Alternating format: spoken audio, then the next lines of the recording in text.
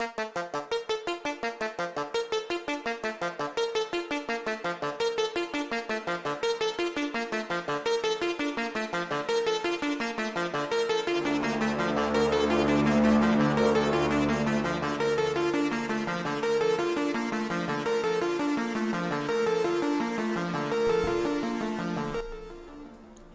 and welcome to another episode of a Wicked Parley. Tonight we're going to be discussing the benefits, specifically on how to make your life better. Anyways, before we get into all that, I have a couple of things that I kind of want to address.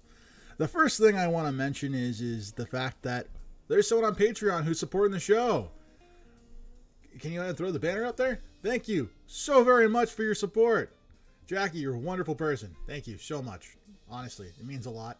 Look forward to more content being added in a regular basis, at least 2 times a month in the future. And hopefully we'll be getting more and more content on there, even more than that in the near future. But our schedules just don't allow for it right now. So, but there should be good stuff on there. So hopefully we'll be doing that, more of that for you. So there you go. And then I'd also like to just make sure that everyone's aware that there is a Discord.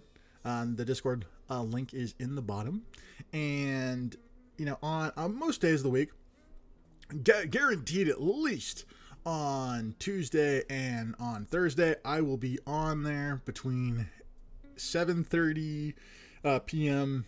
Pacific Standard Time and probably till 10 or 11 o'clock. So come in, join the Discord, come chat. We'd love to hear your voice. You want to hear me talk about some stuff or ask me some questions or just shoot the shit, I'll be there. All right. And then the last little bit of information that I kind of want to make sure that we just cover is the fact that I really want us to be able to be more engaging when it comes to the various people that are coming into the show or being interacting in any sort of way. So if you have anybody that's interested in potentially being a guest on the show, please come and contact us. You can always reach out on Discord server, or you can come and send us an email via the Gmail, which will be thrown in the chat. Okay, all right, let's go ahead and get into the actual topic of tonight's episode. Okay, so we're going to be discussing on different ways in which you can improve your life. Now, I'm sure we've all heard or seen or read or been told that you can do a whole bunch of things, ranging from cleaning up your room to getting a house plant to exercise and many, many, many, many, many other things that all go towards helping out your overall well-being. And here I'm going to tell you right now that the vast majority of it's true to a certain point. And that certain point pretty much is wherever you're willing to take it. Because there are these 3 tenets that I think that we're going to be circling throughout the entirety of this episode. And please feel free to comment if you agree or disagree in the comments below or in the chat. And the 3 tenets are going to be basically ability. So your ability to actually perform a task, your passion, the how much you feel strongly about it. And then I would say the motivation to get the task done or get the idea put forth. And I think these 3 things are going to continuously be cycled through all the talking points that we're going to go through and are interlinked in ways that, frankly, are undeniable. So the first area that I want to kind of go through is there's a couple articles that were found that I think highlight specific functions that are helpful in wrapping around the discussion of what exactly is a well-being kind of thing. And so the first article that we're going to throw up, which we'll throw in the chat as well, so in case you want to read the whole thing, there's certain excerpts from each of these particular articles that I want to discuss, and those particular excerpts I'm going to read, and yeah, anyways.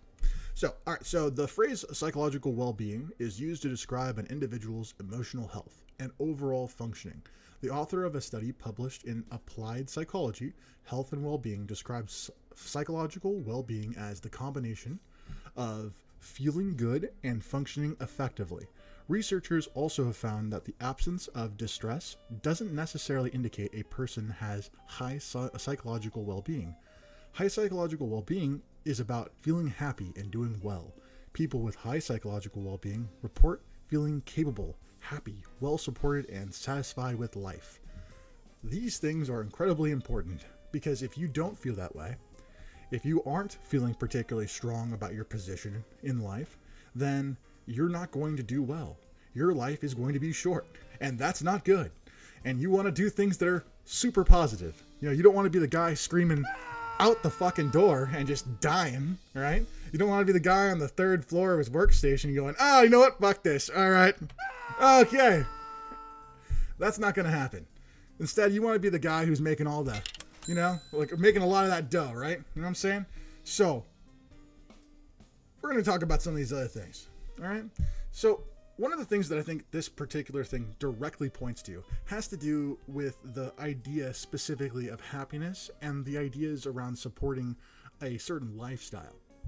Now, if you read through this entire article, you're just going to more or less re-sum up a lot of the main talking points in the beginning. And I really want you to really note the very last line. You know, people with high psychological well-being report feeling capable, happy, well-supported, and satisfied with life. All right, these people make good life decisions. All right, these are the people who wake up, you know, early in the morning, who go to bed early, who go to the gym, who eat healthy, you know, who interact with all of the people in their social group in a way that adds to their lives and not detracts. These are the things that you need to take. These are the steps you need to do in order to get there. And at this point, you might be asking yourself, well, fuck, how do I get there? You know, like, I can't just follow one of these books. I can't just go about all of these, you know, various tasks. How do I go about actually getting to this particular point? And, you know, I would like to say that, like, first of all, you probably are going to go, yeah, I'm just going to read a self-help book. I'm going to follow some advice. I'm going to go in the gym. I'm going to follow a dietitian, and I'm going to get better. And you know what? If that works for you, great. Because those are all things that are helpful. But I think more often than not, that's not going to be the case. More often than not, people typically need a push. They need to be nudged in a certain direction. Because while people have the impulse in the moment to want those things, very few people actually act on those things. And so you want to be the main guy who's like, you know, jumping in the pool. Cannonball! You know, you want to be that guy. You don't want to be Mr. Oh God, I'm going to jump off the floor. All right. You don't want that. So, all right. Then there's another article that I you know, felt like was kind of interesting. And it has basically, the article is titled 3 Ways to Improve Your Life. It's brought to you by Psychology Today. Psychology Today is just as a note before I even go into the thing, is not the greatest of sites, if I'm going to be 1,000% when it comes to information. There is pseudoscience often mentioned in several of the journals I've found over the times and articles. So take it with a grain of salt when it comes to things. This particular one I felt like was good. And so that's why I'm reading it. So it says, well, the excerpt specifically, in our hot pursuit of happiness, we have lost the meaning in our lives. All indications are a resounding yes. As Smith further reports, the amount of time people report feeling good or bad correlates with happiness, but not all with meaning. Meaning, on the other hand, is enduring. It connects the past to the present to the future. Now, I know that sounds like a whole bunch of mumbo jumbo, a little bit, you know, a little woo woo there, but bear with me.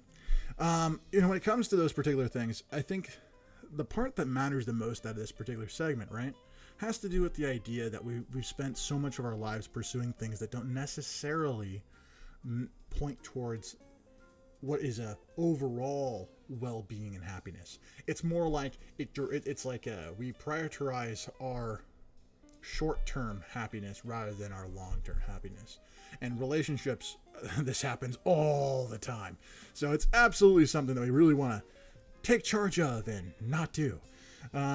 So anyways, yeah, and I think the rest of the article is kind of interesting too. It points to several things that kind of can be helpful. But I think the biggest takeaway that you can possibly take if you do decide to read it is likely something to the effect of, be aware of your present, understand your present needs, and acknowledge them and try your best to appease them without compromising your future. And I think those kinds of skills, learning how to do those types of things, are the types of things that will overall benefit your life on a grand scale, rather than just simply straightforward. All right, so I saw that Dassy Chat had a comment. Rose, would you be cool enough to read it? So, Chat asks, are you suggesting we don't all keep every New Year's resolution forever? Yes, that's exactly what I'm saying. First of all, I'm just gonna say this now. Like, I've never met anybody who's ever had a New Year's resolution and followed through with it throughout the entire year, let alone the rest of their life. So if you did, then theoretically, who knows? Maybe it makes it better. I don't know. But yeah, we'll go with I'm saying exactly that. All right. So I'm reading through a couple of these articles, and I'm trying to present what I believe to be really good evidence. And one of the things that I think is really important to understand is that if you're trying to better your life, right, you need to be able to identify what's good and what's bad. And you might, as I mentioned before, that Psychology Today had some kind of woo-woo stuff. Well, this next article kind of shows an example of a bad one. And I'm going to kind of explain why. But, Rose, would you just scroll through that real quick, just so that way the audience can kind of see it, because it's not very long. But the main things to take away from this particular thing is that the stuff that they suggest, right? It's not that it's profane, or it's not indecent, or it's profound even. It's that it has absolutely no way of taking you from going, I'm reading this, I can gain information from this, and I can make my life better. It uses emotional self-gratification terms to appease to you, and it uses big giant psychological terms that have very little to do with psychology in the terminology by which they're presenting, to sound like they are important and that they're special. I'm not saying that what they're saying is necessarily wholly wrong, but I think it's not actually helpful. And I think that the goal of that kind of stuff should be to help you out. And it's just not. and I just want to kind of make sure that when you guys ever look up something and you want to get an idea about, okay, this is good or this is bad, understand you're looking for specific things that you're able to connect the dots. And it not only does it tell you how to do something better, but it gives you kind of like a stepping stone that you can personally follow. Not some random abstract ideology that you have to essentially accommodate in your pursuit of happiness and helpfulness. Okay, I also see that Das Chat also has something else in the chat. Rose, would you be cool enough to read it? And in fact, if you see something in the chat, like when I ask the chat, just to go ahead and read it for me. Okay. So, Dassy Chat adds, it's humorous to see the similar trend in people who practice Lent. If all you think about is how much you want to get back to the thing you're avoiding, you'll inevitably return to it. Yeah, that is very true. The curse of trying to avoid something only to come right back to the beginning. Yeah, I personally just kind of live my life with the idea that whatever I focus on is the thing that I'm trying to pursue, and I just will try my best not to focus on things that make me upset or perturbed in some way, and so I just focus on just that. So that's kind of like my workaround when it comes to that. It doesn't always work, but it's a whole hell of a lot better than focusing on the bad. All right, cool. So I want to show another article that I think is kind of helpful when it comes to bettering one's life. And I think we've talked about a little bit about some things that might be on the sort of abstract side of things, but I wanted to give a more practical thing that wasn't just go to the gym or eat better. And I found an article that has to do with a certain type of breathing exercise, and I wanted to kind of go through it a little bit and kind of explain why this particular thing is helpful, so that way it's better addressing the issue and why you could potentially use it in a way to change the way in which your daily life is in ways of handling some of the stresses, and in that way you can benefit your life from this. So let's go ahead and throw the article up there. Okay, so heuristic. So we're going to read kind of like where it says heuristically. So heuristically, it is commonly acknowledged that breathing techniques are profoundly intermingled with cognitive aspects of meditation. And in Eastern culture, the role of achieving altered states of consciousness is undisputed. A common belief of Western culture is that breathing control has beneficial effects on health status, such as wellness, relaxation, and stress reduction. Nearly 1 million results Googling the keyword, I don't even know how to say that, pranayama? I don't know. Rose, help me out there. What is that word? Pranayama? It sounds more like, or it looks more like a pranayama, yeah. Pranayama? Yeah. Pranayama. All right, we'll go with that. I don't know. And wellness or stress. Nevertheless, Western science has paid little attention to the investigation of the effects of pure breathing control on neutral correlates of consciousness on a specific mental functions. So this particular section, the reason why I'm saying it's important is because it's explaining it from a practicality point with a medical reasoning behind it, and then it's showing directly, okay, if you're feeling stressed by utilizing the information we've gained from knowledge and meditation and things like that under breathing exercises that is shown to have a direct positive effect. You see how you're like, it's explaining why, it's also explaining how you do it, it's explaining the benefit. That's the kind of information you're looking for when you go into an article, when you want to apply something to your real life. So many of these articles are like, here's 7 or 10 of the best things you can do for this, and it's just a grocery list of different things you can do to theoretically improve your life. But many of these things don't take into consideration your socioeconomic class, personality, things you like, things you don't like, where you live, etc. Right? I mean, I don't know how many times you can go, yeah, just go for a walk on a beach. I live in Colorado. A beach is a little far away. I'm just saying, I can't exactly get there. Or you're like, yeah, just go on a skiing trip. You're like, I have $5 to my name. How the fuck am I supposed to do this? Am I just want me to go climb a fucking mountain? Well, hello, it takes some money to do that. It's like, all right.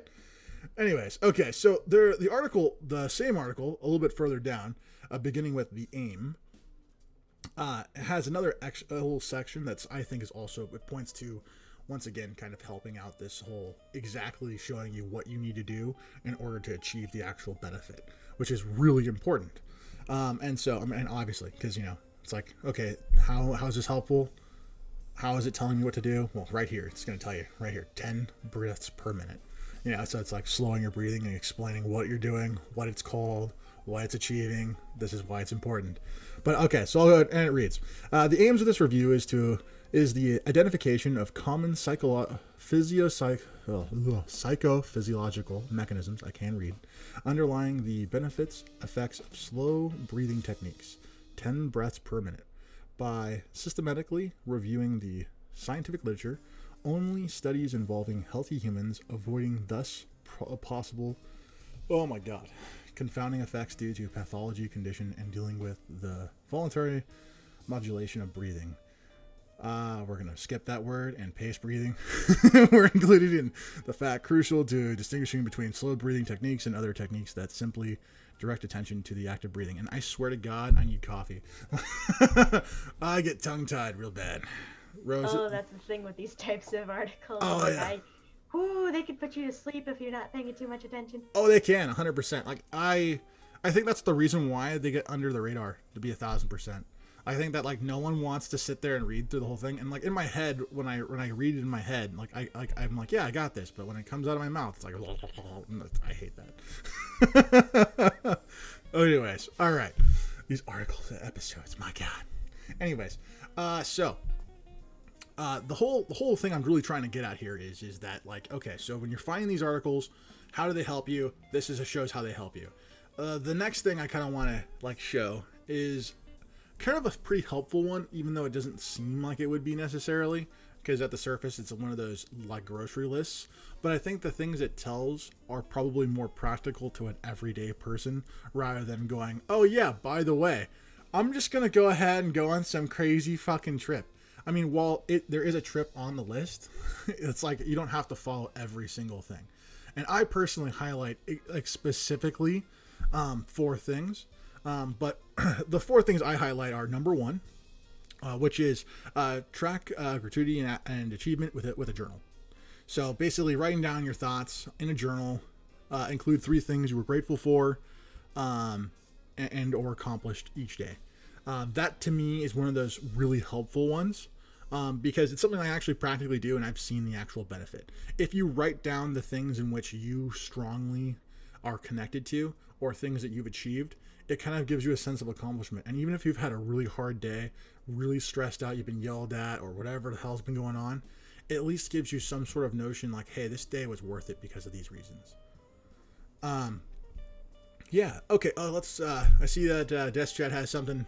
To say. Rose. Yep. So they state similar effects are had among believers who engage in prayer. Could be placebo or could be improvement due to relief from feelings of helplessness. I think we covered something similar before when we were talking about hope or believe in mythology. Yeah, 100%. Yeah. We definitely covered it in several different episodes, and yeah, it's totally true. It's definitely plausible that it's placebo. It could also be a whole bunch of different things as well. So just like I would say, like the key thing that I like about your statement is it seems like you have an open mind when it comes to these things, and so that's great. And yeah. And also, Kyle, that's awesome. You started a journal like that. Let us know how it works, and maybe in like a couple weeks you can say, hey, this is working great. I feel like it's accomplished. Or, man, my wrist kind of hurts. Like, why the fuck am I writing so much? Like, I'll put it this way. I started off writing a page and a half in my journal, and I have gotten down to like a paragraph. I'm terrible. See, I start off with all this like conviction, and then I like over time it just gets less and less, and I just get bored and just stop.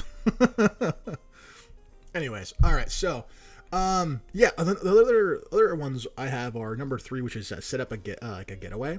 Now, I when you hear that and you hear me like specifically saying, hey, you don't have a whole bunch of money, I'm not saying that. What I'm saying is figure out a way to plan something that you can look forward to, whether it be camping with friends, a hike. It doesn't have to be a shit ton of money. You know, it doesn't even have to be something crazy. I mean, like, hell, you could just go for like a walk around, and like maybe that's enough. You know, maybe you have like a goal. You're like, hey, I'm going to meet up with some friends, and I'm just going to go out and have a walk, and it's going to be good. So like, yeah. Anyways, and then the next one that's on there is number 8, which I find to be really important. And number 8 is it shows some love to someone in your life. You know, try to like. I love that idea. You know, I really just think that's a really fantastic idea, because one of the things that is so easy for us to, you know, I think like uncouple and separate from are the bonds that connect us and the people in our lives who you love, whether it be family, whether it be friends, a partner, you know, etc. Right? All of these particular things are super important to having a beneficial life on the long term, and being able to acknowledge all of the people in your life in a way that's balanced and fair and gives them the respect that they deserve is super critical. And so making sure that you show them that love, that compassion, to me, fantastic. And why I think that this like a list like this that goes over some of these things will highlight some of the things that you probably wouldn't necessarily think of right out the gate. All right, and then the last one that and here's the one that I always fucking do. It's number 15, and it's dance around while you're doing your housework. You know, like I personally will turn on, like I have a Google Assistant in my house, in my apartment, and I'll be like doing dishes or like vacuuming, and I'll have like some music playing. I'm like dancing and like singing along to music while I'm cleaning, and like it's a great way to like just reduce your stress. You know, get rid of some of that nastiness and just kind of let things go. The article even points out that it talks about a reduction in cortisol, which we all know is a stress hormone. And, you know, it also mentions about how you can have certain like endorphins, particularly you can get some dopamine hits from just being able to just kind of dance and sing along to those particular things, which can be really helpful and really make your overall, you know, like work and time just, it'll fly by. And you wouldn't even realize, oh shit, I was cleaning for that long? Oh fuck. You know, because it didn't feel so bad. Which is part of the reason why doing chores and things like that, at least when you're kids, sucks. Is because it's like, oh, this sucks. I could be doing something else that's fun. And that's not the case. But I mean, hey, there's ways of making it fun. Okay, so I noticed that Kyle, you know, was talking there. Rose, want to go ahead and take it where we last left off? I think we. So they told us they were starting a gratitude journal, and they mentioned that gratitude is not a placebo. They did an RCT showing it works. And so far, their gratitude journal is okay at the moment. They started it last night. Fantastic. Yeah, I didn't say that. Maybe I misspoke. I was referring, when I said placebo, I was referring to something else that was mentioned, not the gratitude journal. But I would still, I personally am always in that entertaining of it, unless it's definitively like 100%, like every person like can fall under something. I always entertain the idea of it probably or maybe. You know, I don't like to use it is, unless it is. So, yeah. But all right, yeah. I mean, that's awesome, fantastic. All right. Okay, so I want to kind of circle back to something I said towards the beginning of the episode, and that is that there are these three concepts that I think are just very, very, very important. And I think they kind of circle around the idea of ability, passion, and motivation. Okay? Now, when you think about all these particular things, these articles that we've kind of shown you a little bit, there are certain elements that kind of fall into each one of these categories. I think we can all agree. But I think the thing that is most important to take away from this might have to be with the underlying ideas of why. Why do we need to do this? And there's a clip I have from Jordan Peterson that is great at being able to kind of explain a little bit, a little excerpt that we can use to showcase this. So let's go ahead and play it. Might be, why should you even bother improving yourself? And I think the answer to that is something like, so you don't suffer any more stupidly than you have to. Yeah. And the reason why I think that that's really important to understand that little bit is that so many decisions we make in life cause unnecessary misery. We literally constantly will shoot ourselves in the foot, you know, for no reason. Yeah, we'll go through a whole bunch of different talking points, and we'll argue in our heads about why we did things. We'll justify bad choices, and in the end of the day, all it takes to make your life better is to take a few careful planned steps ahead of time. Think ahead of time when you make any of these sorts of things. You know, do you need to drive halfway across town to go to the gym? Or could you still work out? Like if you can justify, okay, I'm not going to the gym because I can't make it for X, Y, and Z. Well, great. Well, in the time I have, I can do some, you know, aerobics in my house, or I can do something, right? But we allow ourselves to talk ourselves out of doing things that benefit our lives so much. And so one of the best ways we can just not do that is to acknowledge that we do that and then learn from our mistakes. Because if we don't learn from our mistakes, then we are just screwed. And also I see a chat, something there. Alright, Dassy Chat states, if nobody is going to sabotage my life, I'll just have to do it myself. Oh dear Lord. Yeah, I mean, hey, some people feel that way, but I don't know if that's necessarily true. Let's not be this guy, right? Let's not be this guy. Okay. So then the next article I kind of want to discuss a little bit about, and I'm going to be jumping around just a little bit here, which is it's the title of the article is Healthy Ways to Handle Life Stressors. And there's two sections in here that I kind of like, when I read through the thing, I was like, you know, this is kind of helpful, I think, and it's helpful in different ways. And so the article reads, keep your pleasurable activities. When life gets overwhelming, people often drop their leisure activities first. Now, that is so fucking true. Like, you know, like, I know for a fact that, like, I'm kind of going through a little bit of a stressful moment right now. And the first thing that my first urge is to just stop doing anything that's fun at all and just focus and barrel down on the thing that's kind of stressing me out to get it solved. And, you know, and sometimes some people are like, hey, by the way, weird. Anyways, sorry, I got totally off track. But anyways, my whole thing is that I get overwhelmed sometimes, and I will just stop doing things that are fun. I won't treat myself, but that is super important.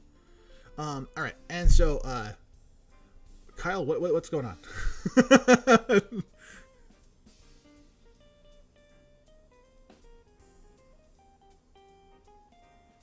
Oh, are you? So you're just leaving early? Is that what's going on? Okay.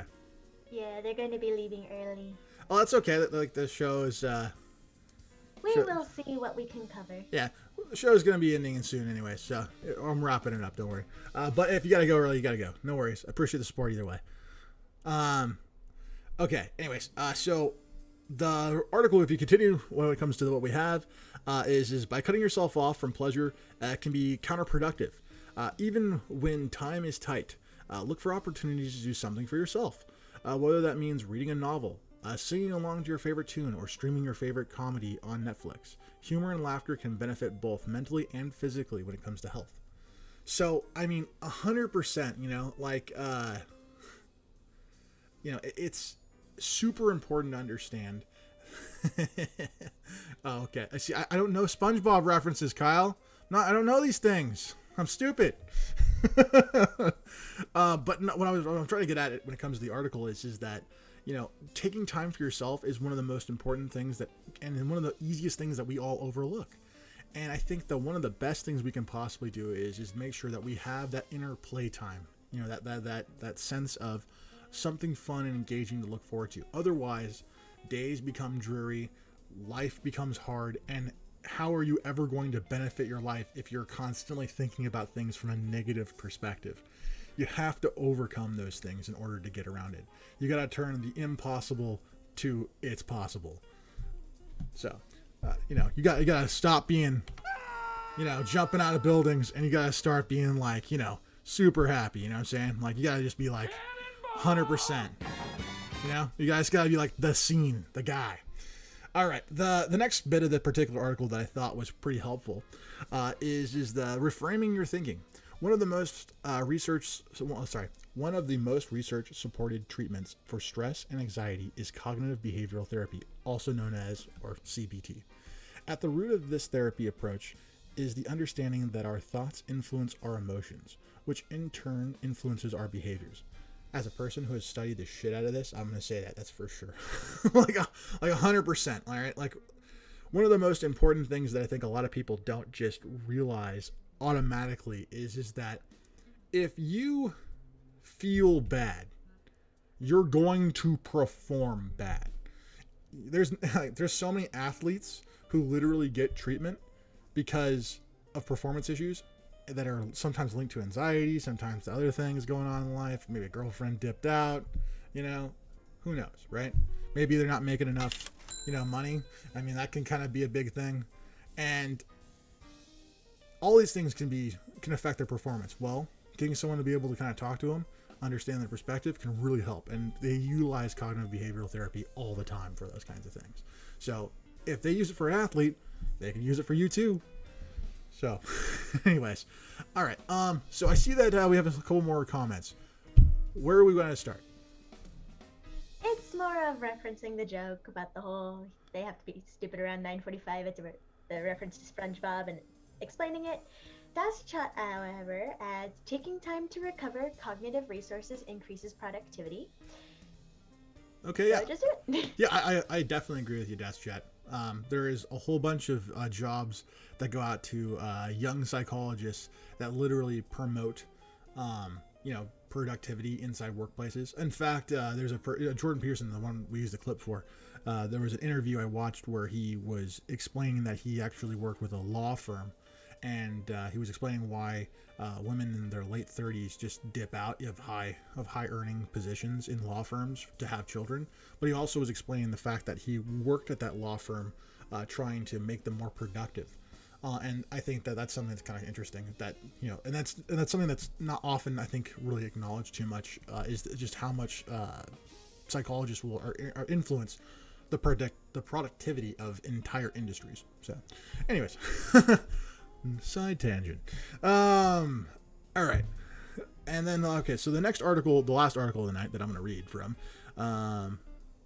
is kind of a long one. And I don't really want to read through the whole thing, but I kind of want to just note for you guys, like, what's the part that matters the most, right?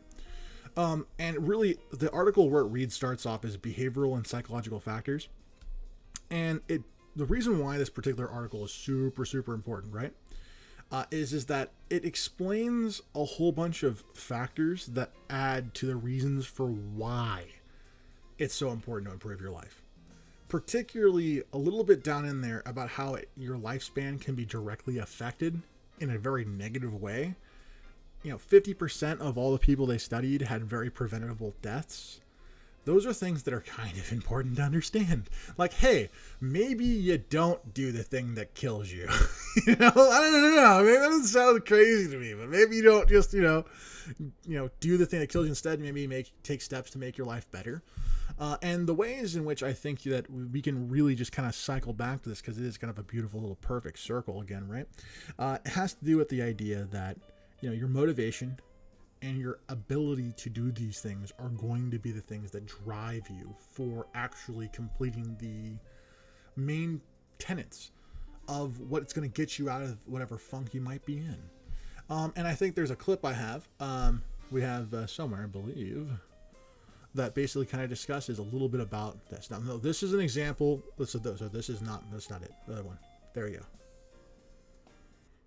10, you're this guy, and you were really productive earlier in the month. In fact, you were kind of killing it. You're reading lots of books, hitting the gym consistently, and actually getting your work in on time. But then something happened. Maybe you woke up on the wrong side of the bed. Maybe Okay, anyways, so the whole thing that he's going to try and get at, like this, I would very much encourage you guys to actually check out this full video at some point if you're interested in this particular topic, because it's really, I think, very helpful at being able to relate to anybody.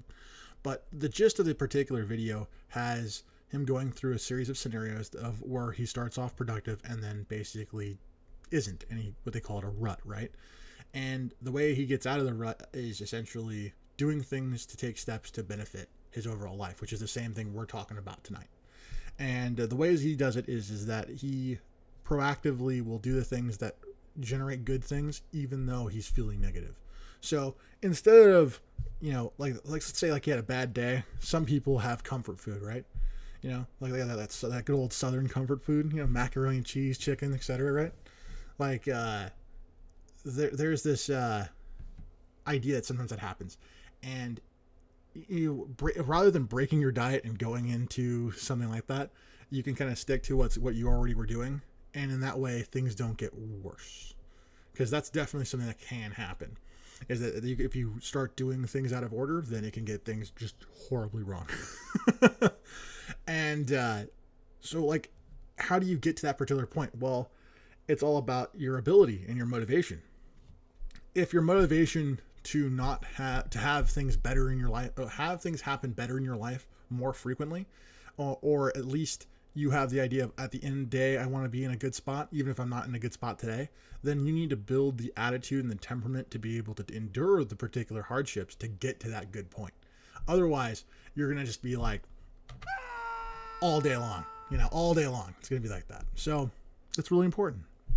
Okay. I just want to say, when it comes to this particular episode, do the right thing more often than not. Don't let negative, bad situations bring you down.